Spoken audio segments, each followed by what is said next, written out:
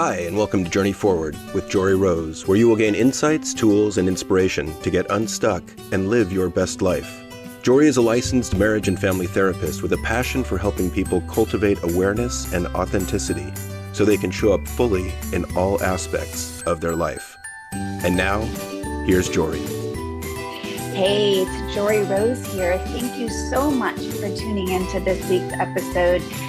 Out of popular demand, John and I have come back to share more of our relationship journey. We got such amazing feedback from our episode a few weeks ago in which we shared our own breakup and healing as we came back together. And I know it struck an emotional chord with so many people, knowing they're not alone in the challenges of relationship. And here we are, two therapists who've got all the training, who teach this work, and yes, we still got stuck.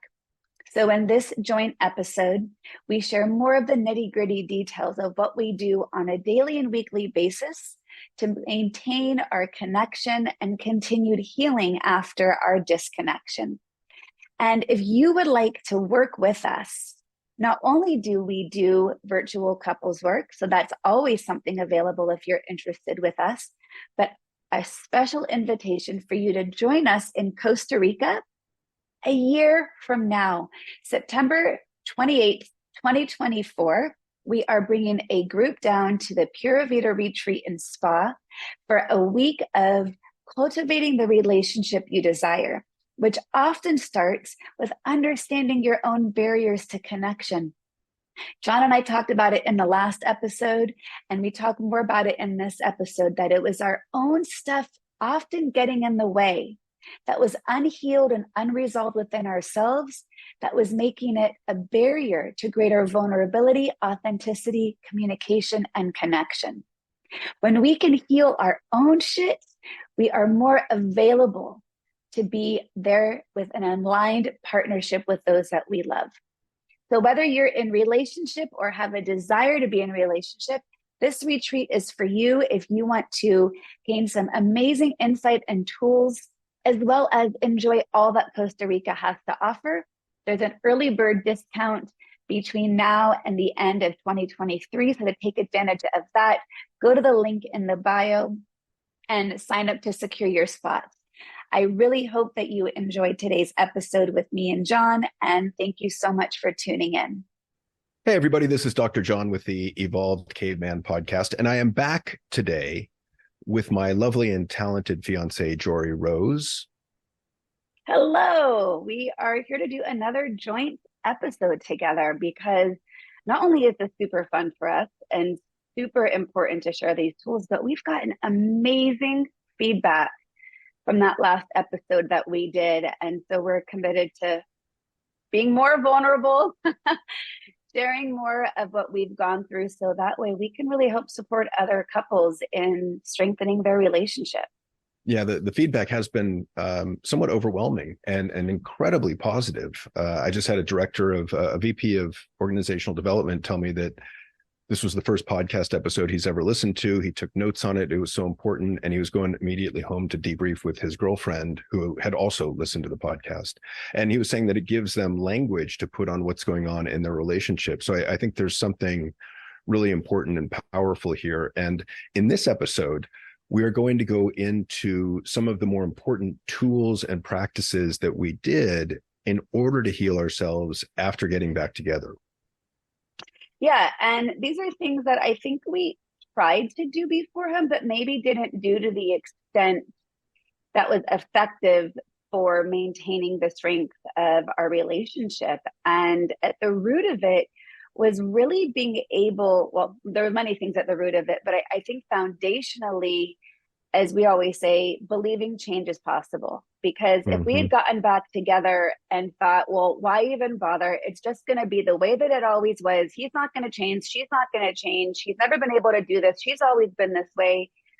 So let's talk a little bit about this, because you and I also, when we are working with couples and couples say to us, well, how do I know if I should stay in this relationship? We always talk about a growth mindset as being foundational in partnership.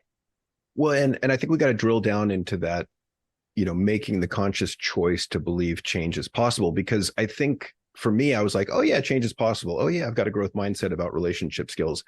But what I'm talking about in this in particular is getting really granular and looking at what are those specific behaviors that are causing trouble in the relationship that you need to take, or that I needed to take a look at and say, I haven't been able to change this in 50 plus years.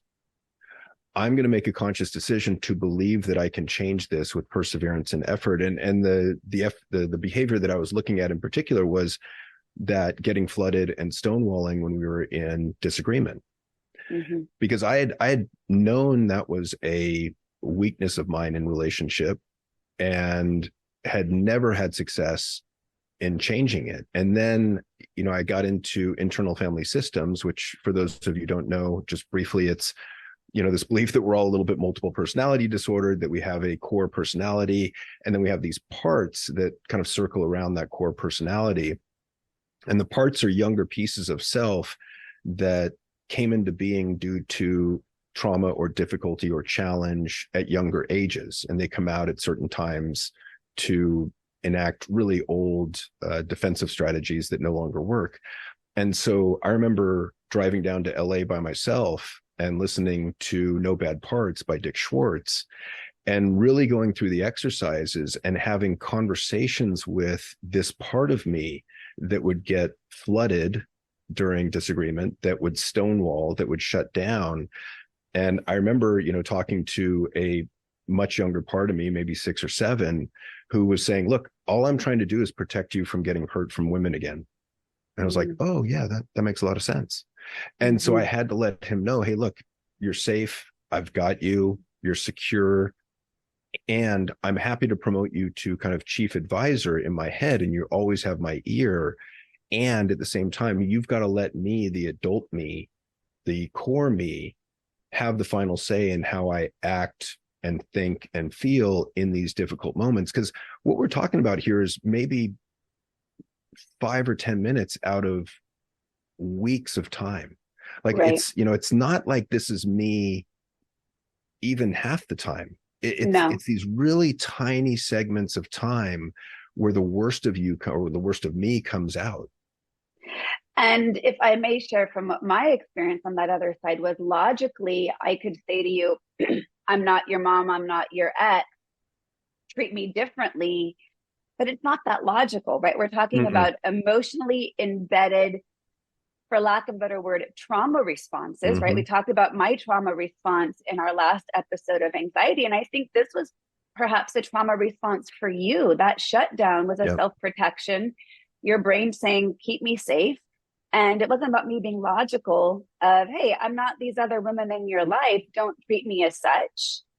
It was much deeper and embedded in that. And I remember once you started to share some of that IFS work with me, there were times, with your permission, in the middle of some not super deep disconnections, but I would try to say, hey, John, can I talk to the part of you that is shutting down right now? So, I know you guys listening are thinking, okay, well, you guys are 2 therapists, you guys can do this. And yet it's also a decision to shift the language and how you communicate during these moments. You don't have to be, trained and, be guiding others in this work, to just understand that this was a very valuable tool. And there were times where I could ask you, I remember one time in Costa Rica when we were there over the summer, I said, hey, what's the part of you that's upset right now? And you were able to do that. And that was also helpful because now this was in an effort of connection as well as healing, as well as regulating yourself. And it changes the dynamics, right? Because it's no longer me that's the problem. It's a part of me that I can externalize. And so then it can be you and me against this other part in some way. Right. Because someone was telling me just last night at the men's monthly dinner that, as long as it's me and her against the world, we're fine. It's when one of us gets tired or worn down or stressed or, overwhelmed that the wheels kind of fall off. And I think that's true for all of us. Yeah. So that was a really big piece, but it started to give you the confidence of, wow, I actually can change this. And my guess is you only had to have a few experiences of seeing it showing up differently to then harness that and build upon that. And then I, in a practice of gratitude and appreciation, which we'll go into more in a few minutes, could really honor that to give you the positive reinforcement, right? So we always say, validate the behaviors you wish to continue to see. So the more I could acknowledge what I see as you doing the work, even if you're not all the way back to me yet emotionally, as long as I can validate the process, that will give you more regulation.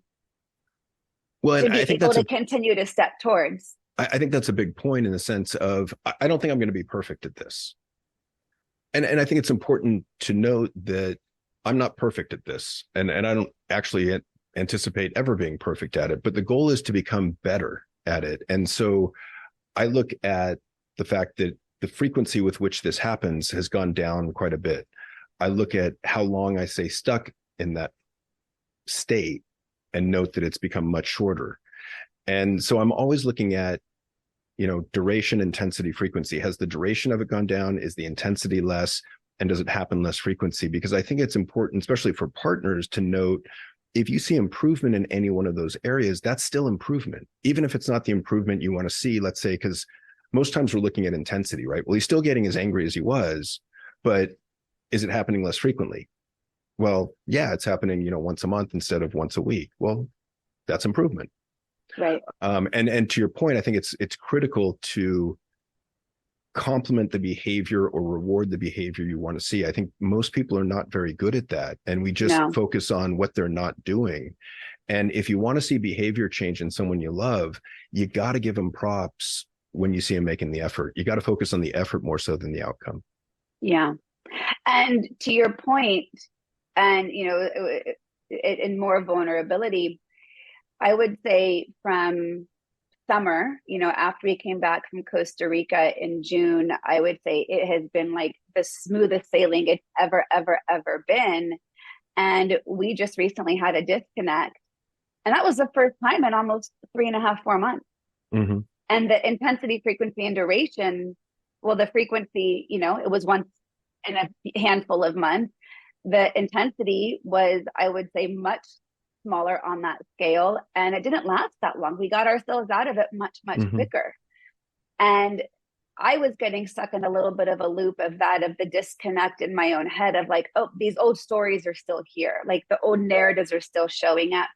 And I had to give myself compassion of, look, these are deeply embedded narratives. My abandonment story, I'm too much, your worthiness story, you're not going to be good at, validating my needs enough. And I had to realize that may never, ever, ever go away. But if it shows up with less intensity, frequency, and duration, well, that's a huge improvement. Mm-hmm. And our ability to repair and get out of it is actually the most important part of that. Right. And I think this might be a good thing to name around really good repair attempts and abilities to reconnect after disconnection. And so many couples have an argument, they get their anger out, they go to sleep, they sleep it off, they wake up and they keep going on with her every day. Yeah. And they don't actually repair. Yeah. And that one of the things that we did, which I think was massive along these lines, and I think, we've talked about the two sides to repair. So there's making the repair attempt, and then there's receiving the repair attempt well. And, you got to work on both those. However, I think the other thing that we did, which I think is largely credit to you, is we would have a disagreement and then we would circle back to the disagreement a day, 2, 3, 7 days later when we were calm and we knew we both agreed to come at it with curiosity and objectivity as much as we could, and kind of go back and dissect what happened to look at where did I get triggered? What happened? What could we do differently? Was it a tone of voice thing? Was it how it was said? Was it a content thing? Like, what was brought up? Was this about us? Was this about, kind of a past relationship? Was this about childhood? Was this about trauma? That was really helpful because then you can, and sometimes we'd go revisit these disagreements 4 or 5, 6 times, which at first I was like, oh shit, like we got to talk about this again. And it was kind of painful at first. And I think it's also highly effective if you want to have a happy, thriving relationship to begin to be curious about what are the triggers so that we can begin to reduce them and to step more carefully and gently around your partner's insecurities or triggers.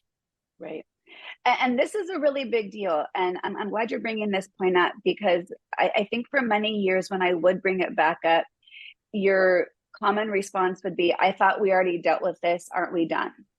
And if I'm not done, we're not done. Like that's fundamentally, if one of you is not feeling connected, the partnership is not going to feel connected. And so if you're that partner who doesn't like it when the other one continues to bring something up, assume positive intent. If you can assume that they're not here to rehash what you did wrong, but like you said, that curiosity and compassion, so we can understand what are the patterns that we keep getting stuck in. Because this is something I focus on a lot with clients.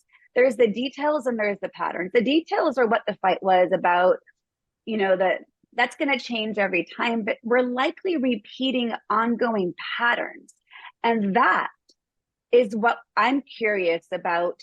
So where we can create the change, because the details are going to change day to day, depending on your mood, or how busy our day was, how much sleep we got, how good that's just going to be what it is. Mm-hmm. But the more we can recognize the pattern, also the less personally we can take it. It makes me think of like when you talk about the more education you can have on, let's say, dealing with a narcissist.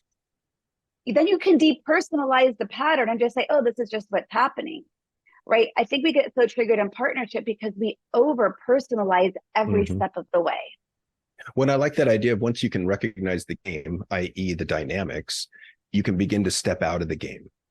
Yeah. Because if I can say, oh, yeah, this is just Jory's trauma response to abandonment, I can take that less personally, and then I can focus on supporting you versus if I take it personally, then I'm going to attack back with anger.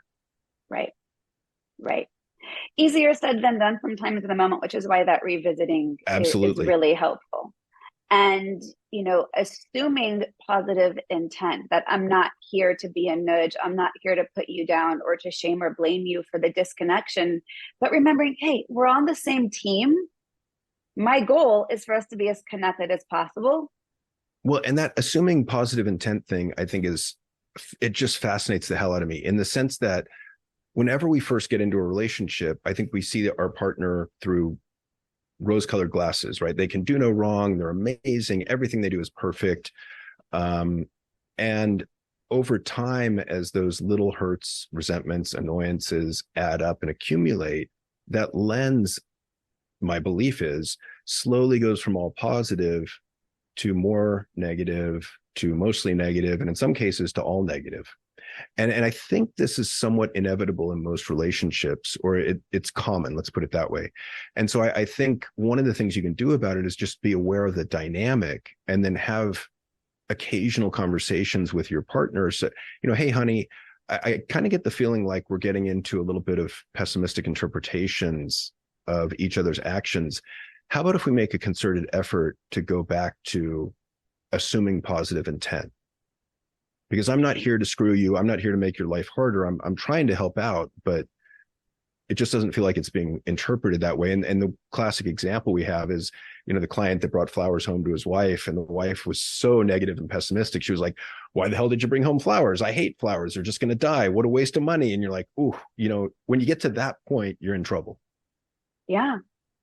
Well, and I think our old dynamic would have even had me anxious about saying, hey, hon, can we focus on the positive? Because I think the old pattern you would have over personalized. I would have walked on eggshells a little bit about that. That would have been harder for me years ago than it would for me now. I feel much more confident, given the growth that we've had, to be able to say, hey, babe, I'm noticing a little negative lens. Either what's coming up for you right now, or can you assume positive intent here, or just having that curiosity. And I think you would receive that much differently now than you ever would have in the past. Yeah. So that believing positive change is possible. And I just want to ask you one question, because for some couples who really want to believe change is possible, and outside of doing psychedelics to rewire your brain, is it, for you, was it as simple as, well, I don't want to lose Dory. I've never had a big enough motivation to believe this change is possible. What really was it for you that made that decision? Was it me as the motivation after being out there and dating a bit, recognizing, wow, I really don't want to lose her? Or is it, I'm tired of this pattern, I know I can do different? Because cognitively believing it and then enacting it is not always as easy. Yeah, I think there's a few things in there. One is, prior to breakup, I think I got resigned and a bit of feeling defeated, where I was just kind of like, screw it. I can't seem to change this pattern. And so I was really frustrated with myself. And I think your response, you would say to me, even during the breakup, of I'm just better off alone. Like, I don't even think I should be in a relationship. Yeah. Yeah. I'm no good at this relationship thing, which is shame, by the way. I mean, you know that, but just for the listeners. And so then I think, dating, being out there, being broken up really made me realize how much I care for you and how much I love you and how rare you are, and gave me a incredibly high level of motivation to look at some of these things in myself.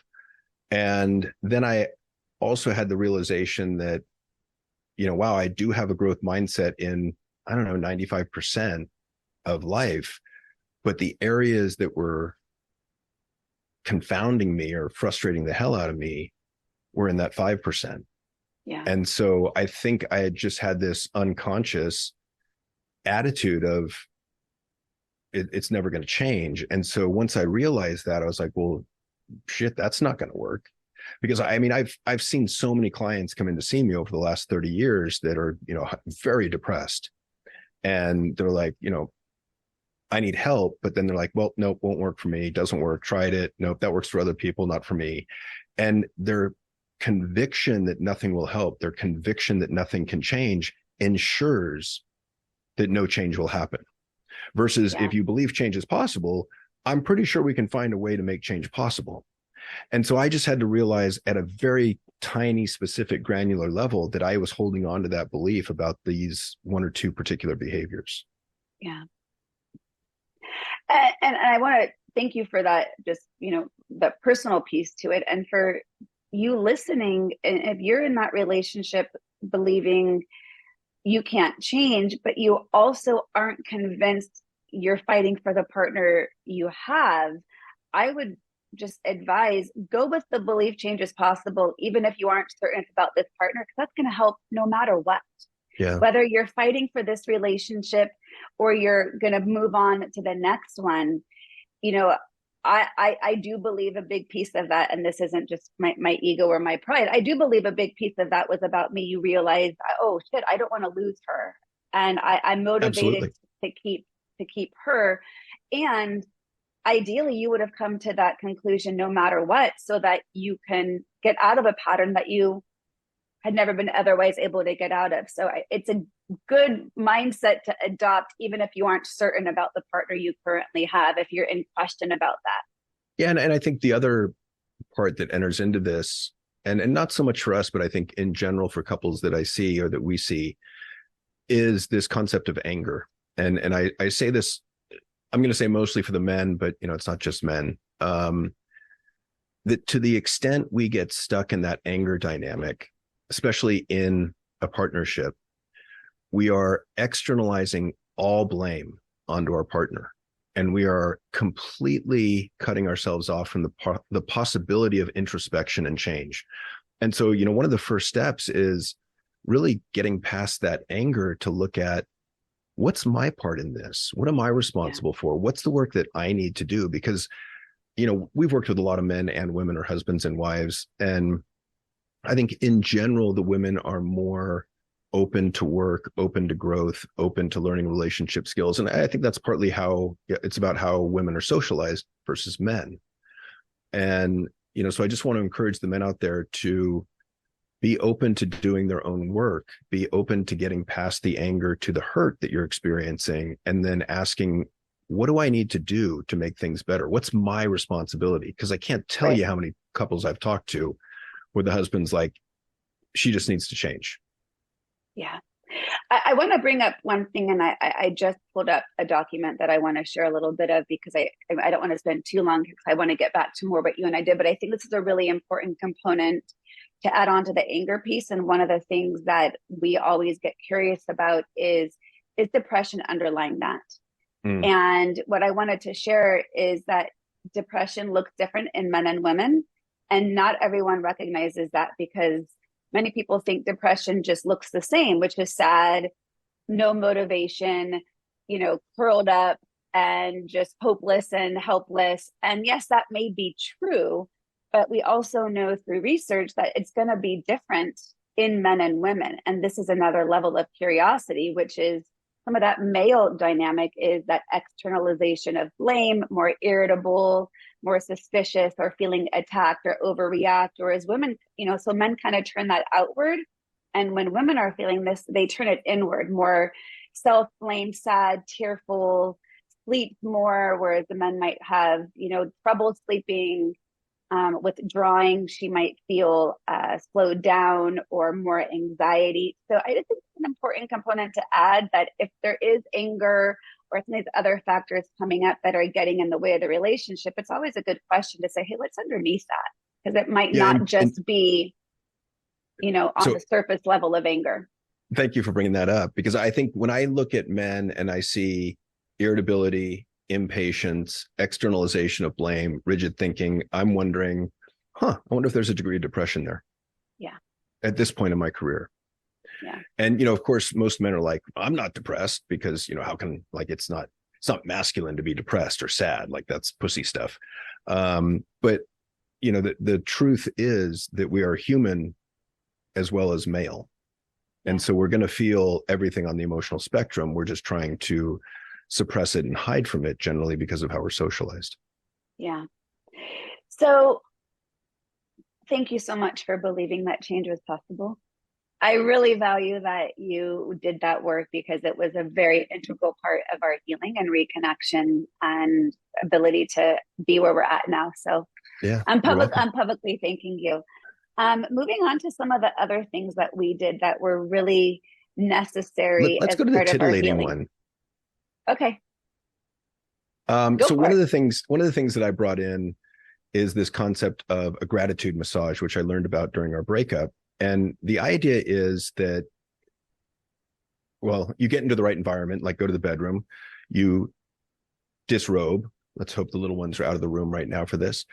But you get naked, and one partner lays face down on the bed. The other partner proceeds to give them a massage on the backside, the back, for 10 minutes, while coming up with every compliment and every reason to be grateful that they are grateful for having their partner in their life. And then you flip over and you do another 10 minutes, and then you trade, and you see how long you can go. But it's this amazing practice, in terms of learning different ways to be grateful for your partner, values, emotions, communication, hard work, effort, little things that they do.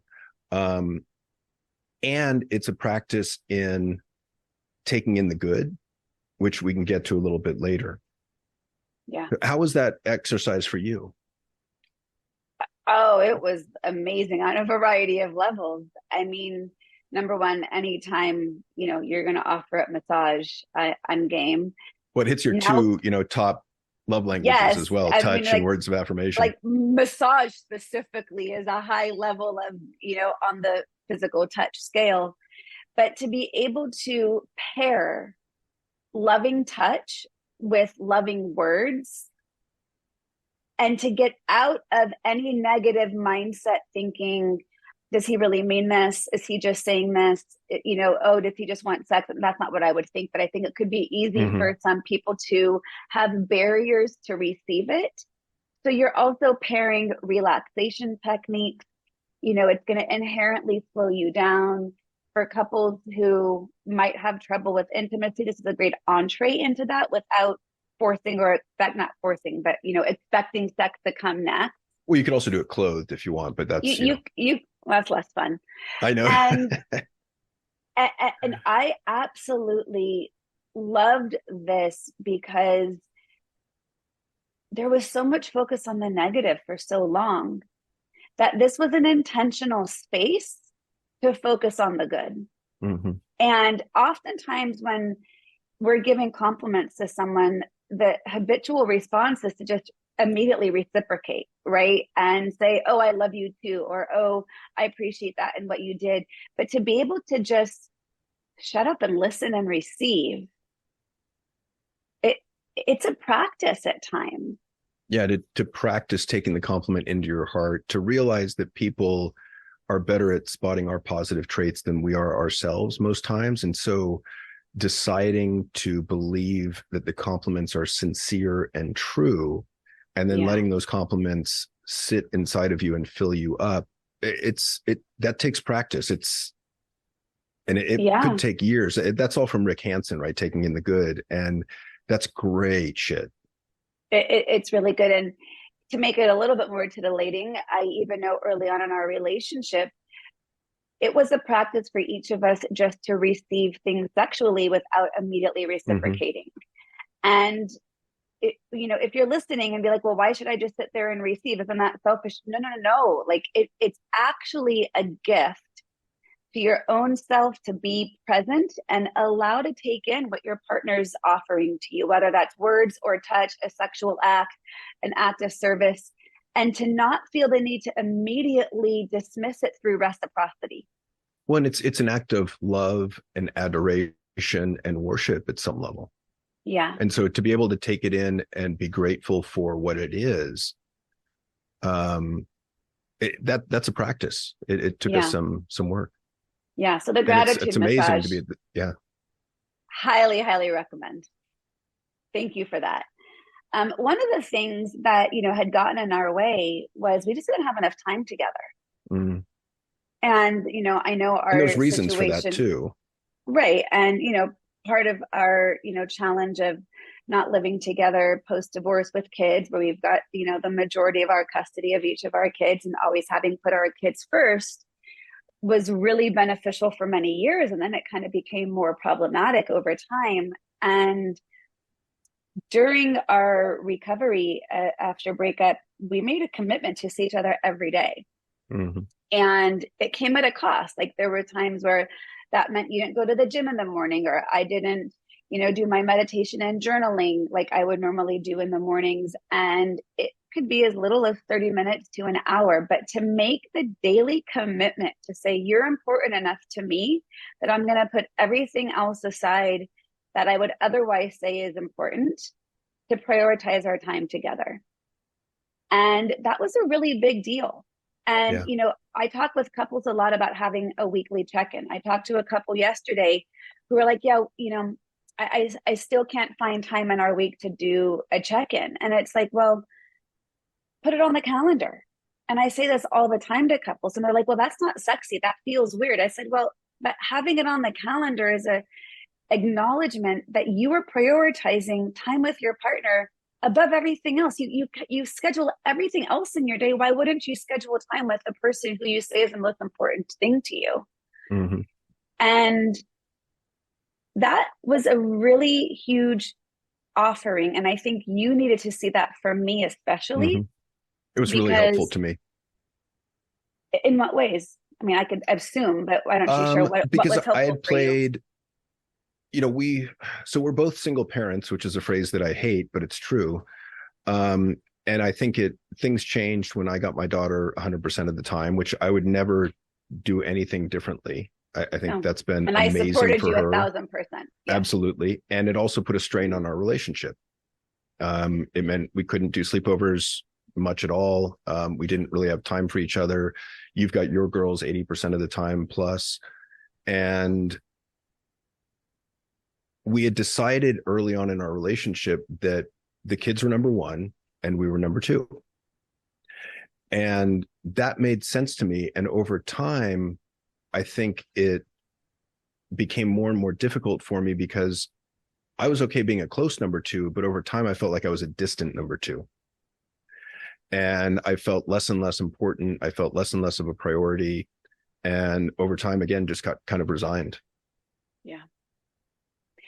And I wasn't able to hear that openly. I would get defensive around that when you would share that. And it was hard because we're talking about our values, right? So it was Mm-hmm. a conflict in values. And oftentimes when we have top values, we can't have both be the number one, right? There's only one thing you can do at a time. And that was really, really hard for me. And so I apologize. I wasn't always able to hear that when Yeah, you would thank you. share that. And I also realized, okay, now my kids are old enough where I don't need to have them number one all the time. And let me tell you, they didn't necessarily take that very well. No. And, you know, for the first time ever, it put a strain on some of my relationships with my girls in that they saw me prioritizing you. And of course, it And was putting up after breakup. boundaries. Well, and having a boundary, and I mean, there was layers to it that they were also hurt from our breakup and didn't understand what we were going through. So I have compassion for their confusion Hmm. as well. And I also was like, shit, I'm not going to lose him. Whatever I need to do to let him know, not just tell him, but show him he's my priority. And if he's hurting in this, my defensiveness around the justification for my actions is not compassionate listening and acknowledgement. And so I made that commitment. And I think there was 30 days in a row that we saw each other. And I'll be honest, it was also 30 straight days of sex. And the majority of that was also me coming to your place. And I felt Yeah. like I was making more of the effort a little bit of me Hmm. coming to you. But I also needed to show you you're my priority. And And when that was huge for me. and when we're together, we're gonna connect. And it's, even if it's outside of the sex, but it was just a matter of creating the space to show and not tell what is my highest value right now. And this would have been different, obviously, had the kids been 10 years old and not, 19 years old and Right. 17 years old. And so there's an age appropriateness that I felt the ability to make that shift. But, the other thing, if you're listening and you're like, well, and this isn't just for divorced couples who are dating post divorce, but like married couples don't have time for each other. So if I could make an hour of my day to drive 10 minutes each direction to John's and deprioritize other top values in my life, and in that have the ability to connect emotionally, spiritually, mentally, and then physically, look what that did for us. Yeah, it So was like, just huge. imagine if you gave that time to your partner on a regular basis, because everyone's like, I don't have time. Great, make the time. If it's a priority, you make the time. Yeah, and that I could be once date nights. It could be having lunch. It could be writing notes to your partner. It can be leaving post-its on the bathroom mirror. Like, get creative. I once saw someone, I think it was a coach I follow online or something, say, if Oprah called and said, hey, I have a spot for you tomorrow on my show, can you be here? You would drop everything to go land on yourself on Oprah's couch. So if you would drop everything to land on Oprah's couch, you can drop a lot to sit next to your partner for, even if it's 5 or 10 minutes a day. So I'm really grateful that I made that commitment, and I'm so grateful that it meant so much to you Yeah, to I'm show grateful me as well. taking action. And I think one of the things that in some of those times we would do that was really helpful was we would have check-ins with each other. And my favorite way to do this was to ask the question, how did I make you feel loved this week? And what could I have done to make you feel more loved? And I've had clients who are like, you ask that every week when I share this with them. And this is actually much easier than it sounds. But Hmm. for some people, that became really overwhelming as a thought as I would share that. But something really beautiful happened in which, in the beginning, when we would do these check ins, we still had comments around how could I make you feel more loved? There Hmm. was actual feedback there. Like, we were still working on and working through what we both needed. And there was safety in that container to share, hey, here's what would make me feel more loved this week. And then we got so good at giving that feedback and then making that change. It's been weeks since we've had a response of, I could have felt more loved this week by you doing X, Y, or Z. One, the other thing I loved about that is by asking the question, how did I make you feel loved this week? And sometimes that would happen several times a week, the Mm-hmm. question. But it's, again, a chance and an opportunity to practice gratitude and appreciation for what you were doing in a variety of areas of life, whether it was for me or for your daughters or at work. Yeah. And I think that's a really good practice, just to help to train our minds to focus on the positive, since we know we all have a negativity bias. And without training, we naturally overfocus on the negative. We got to find a way to counter that. It's just not helpful in relationship. Yeah. Yeah, that was big. I love doing those check-ins. I think it's fantastic. And I think it's really vulnerable for a lot of people, and they don't necessarily have the language to do it. So, if you're listening and you're like, wow, that feels really big, my partner and I are far from that. Well, then start small, build to that. And maybe you can start with the little things. I mean, thank you for emptying the dishwasher. That gratitude and appreciation can extend far beyond what you actually realize. As we talk about with our clients, most couples don't do this. I like the idea of making a game out of it. So can you catch your partner doing the smallest thing possible and thank them for it? Or what's the smallest thing you can catch or pick up? And part of it's training yourself to be aware and seeing what they are doing that's good. So I'll give you a real-time gratitude that I haven't shared with you yet, because I actually forgot. So yesterday you came over, and when you parked outside, you pulled in the garbage can. Thank you so much for that. You're welcome. I always appreciate when you pull in a garbage can when you see one outside.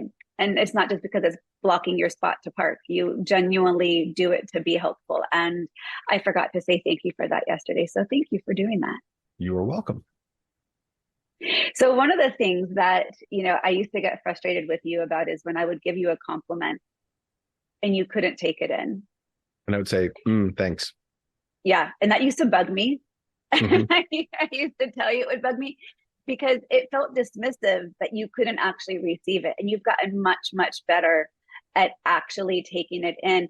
And it's so silly that your response to my compliment used to be annoying to me, because I felt like I want you to see what I see in you. But I think once you were able to get out of some of those shame stories, you were actually able to see it. And, I think a lot of this has to do with just in general and kind of commenting on relationships. I was thinking as we were preparing for this about complacency, and how I believe complacency in relationship is kind of the silent killer of relationships.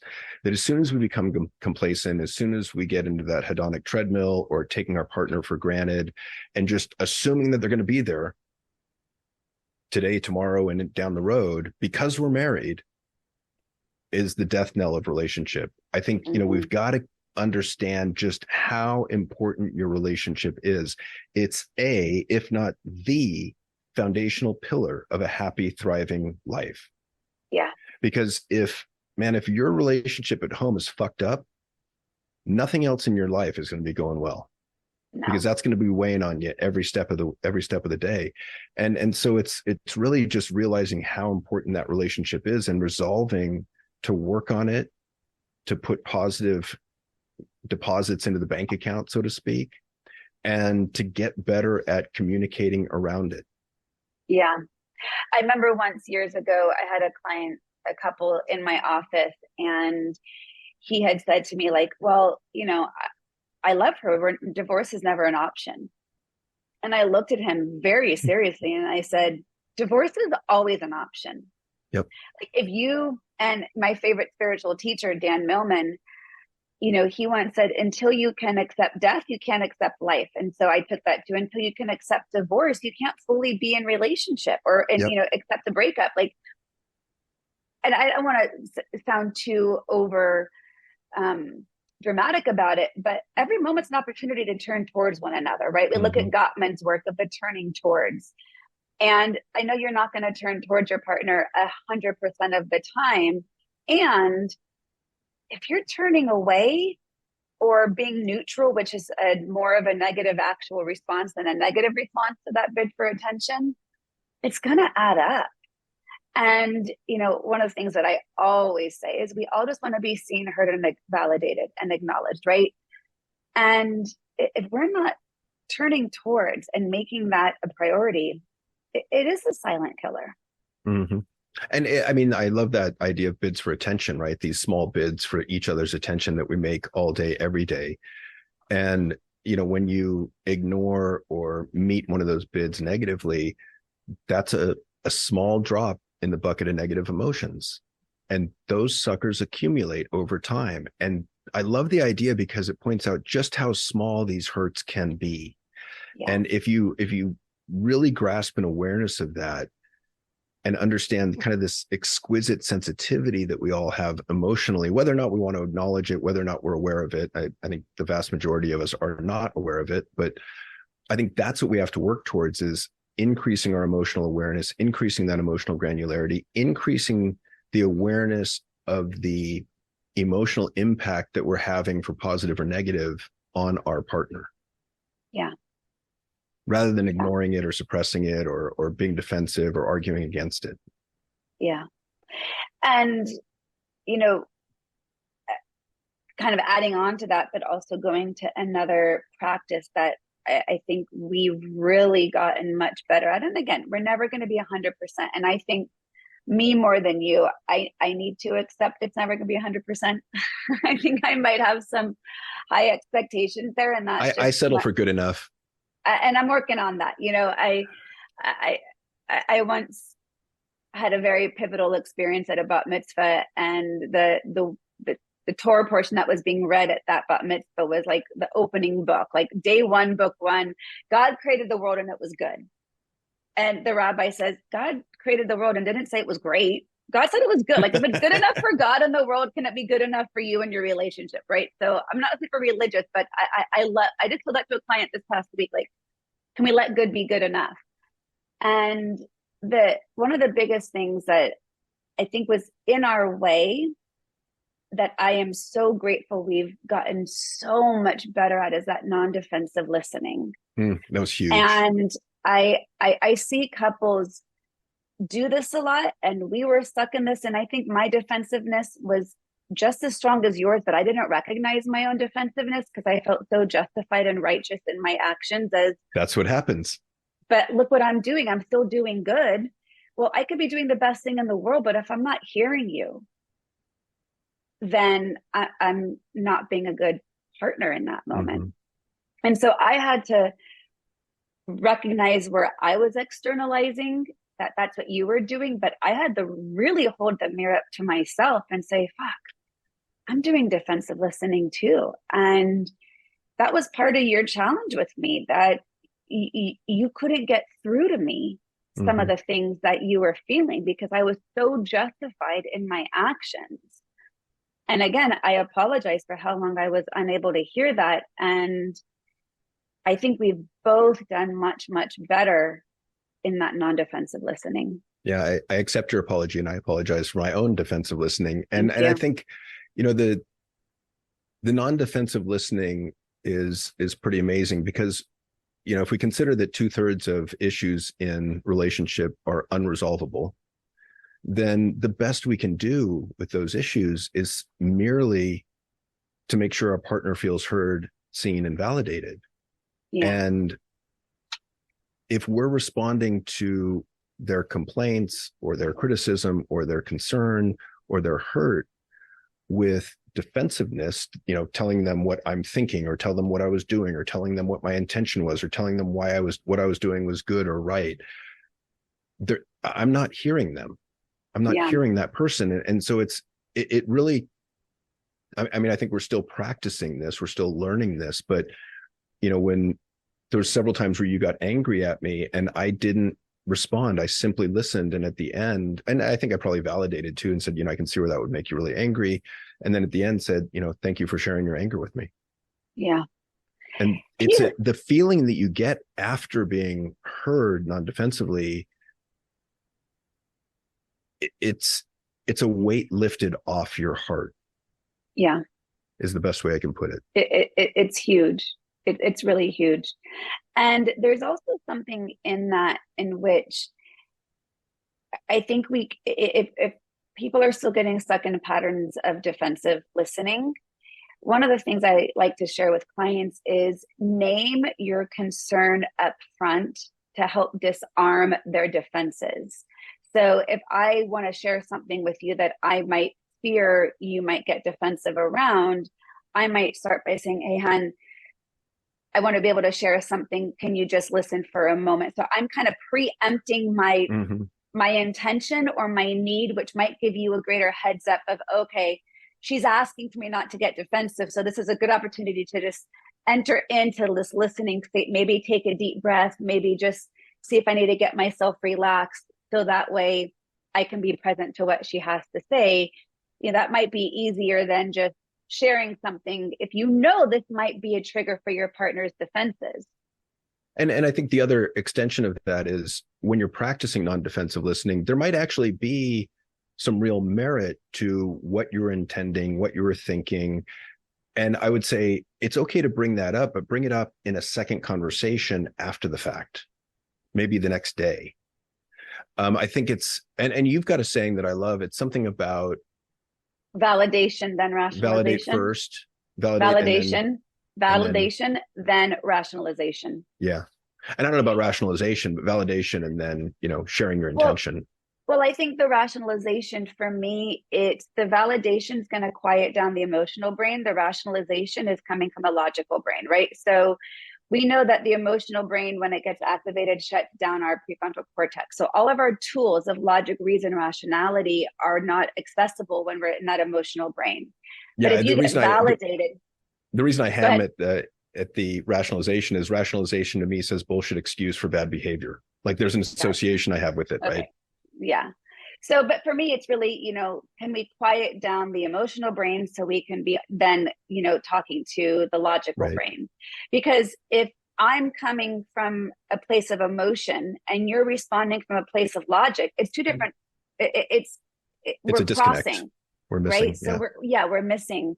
So the validation piece first speaks to the emotional before we try to get to the logical or rational, Yeah. which is easier said than done when you're both in an emotional state. Wow, that Which was a lot of takes, stuff. yeah, it A lot is of a lot. tools. Yeah. And I think the other thing to consider is that to me, this is always a lifetime practice. All these tools are tools that we're trying to add to our tool belt over time, ideally with the intention of making them habitual, unconscious, and automatic. Some of the tools we talked about, I think you can get better at and get that done. Some probably will take intention and, conscious thought. But to me, there's no more important thing in this lifetime to work on than improving the quality of your relationships, because Yeah, everything else stems from that. absolutely. Well, and if we look back at the Gottman's work, they have what they call the sound relationship house.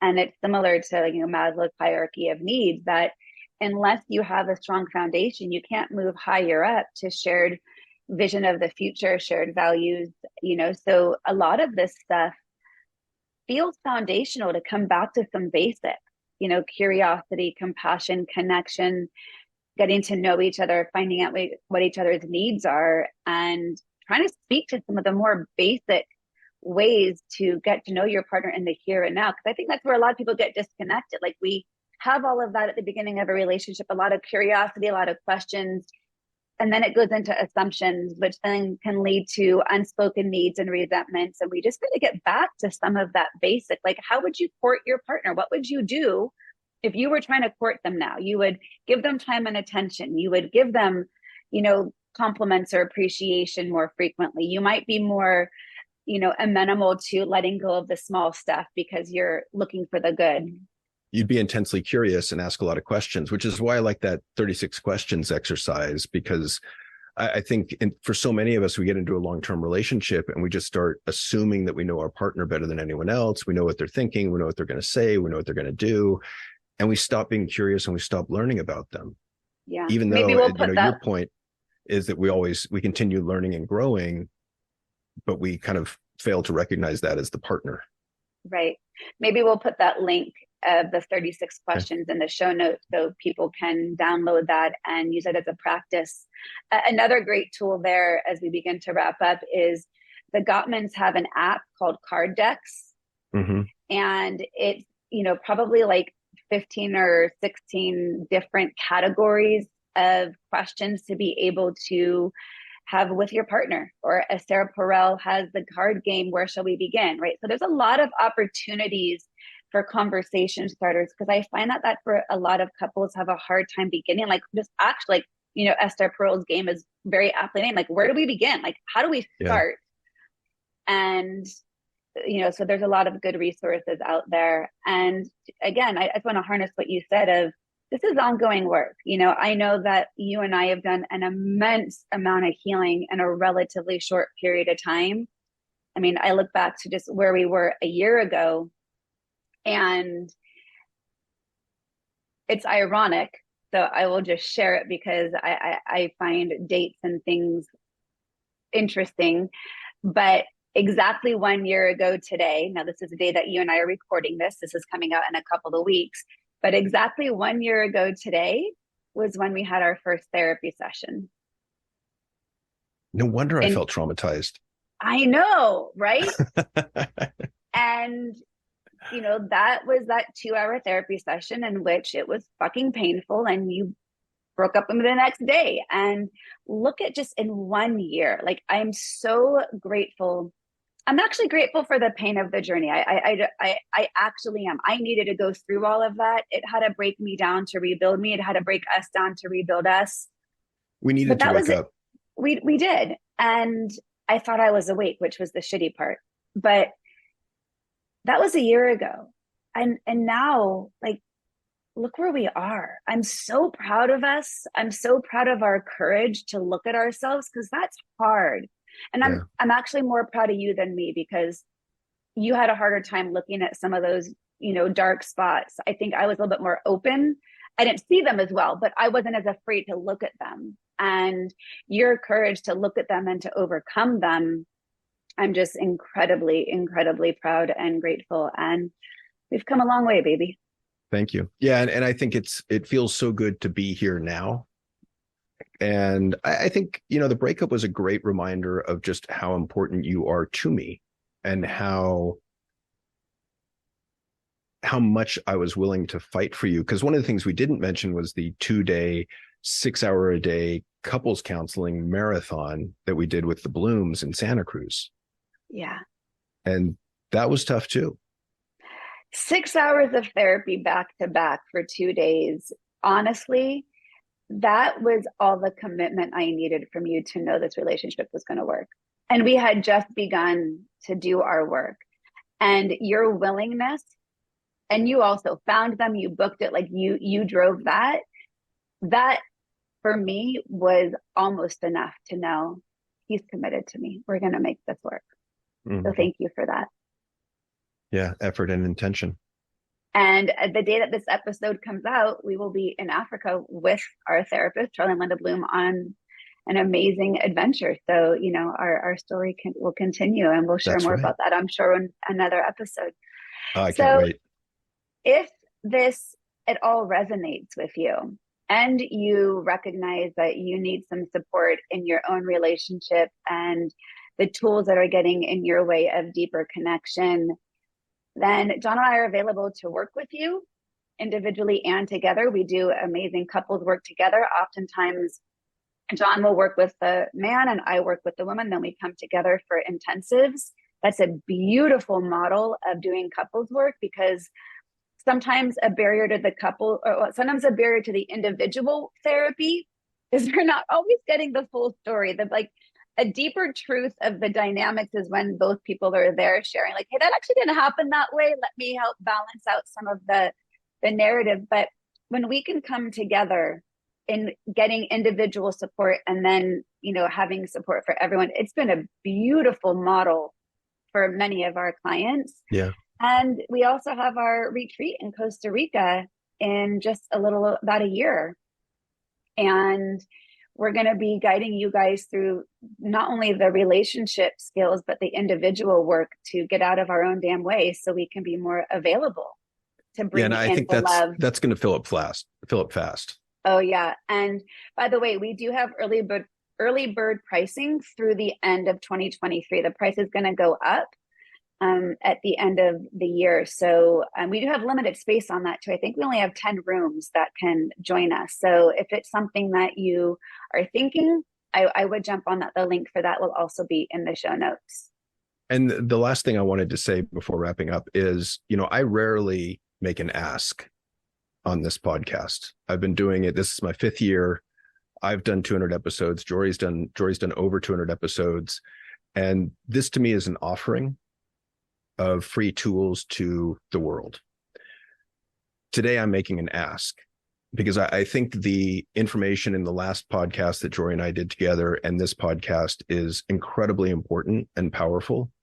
So if this resonated with you, if you found this useful or powerful or helpful, please, please, please share it. Yeah. Tell other people about the podcasts. I really think we're offering some incredible value here, and it needs to get out to a wider audience. Absolutely. Yeah. Give a rating, a review, a share. And we've also gotten the feedback that this is different than just people out there doing relationship podcasts and tools, because there's a lot of resources out there for relationship skills, but the vulnerability that we bring, that this is our own experience combined with our professional, tool set, that our vulnerability, I know, is making a difference. And I love being vulnerable. That was sarcasm. An eye roll. But yeah, thank you in advance for sharing this, because we really are here to not only heal ourselves, but John and I have very deep intention to heal others. And we feel in very much aligned purpose that, our relationship is not only the most important thing to us, but that we have purpose here together, and we're living that purpose and sharing us with you. And so is that it for you? That's it for me for now. That's it for me. So thank you very much for tuning into this episode of Journey Forward with Jory Rose, and to the Evolved Caveman. Thanks so much, everyone. Take care and be well. And thank you, love. I love you very much. I love you too. And we'll see you next time. To continue your journey forward, find Jory Rose on Facebook and Instagram to become part of her growing community. You can also gain access to her meditations, books, online classes, or to sign up for an upcoming retreat, visit her at joryrose.com. That's JOREEROSE.com.